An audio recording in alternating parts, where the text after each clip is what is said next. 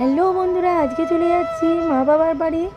আমার কিন্তু বাবা নাই বন্ধুরা, মা আছেন, তাই চলে যাচ্ছি। রাস্তায় আছি, ছেলে মেয়ে হাজব্যান্ড আর আমি চারজন। এই যে মায়ের বাড়ি চলে এসেছি। এটা বড় বৌদি রুম, এটা বড় বৌদি রুমে এসেছি। এটা খুব সুন্দর বড় বৌদি রুমটা।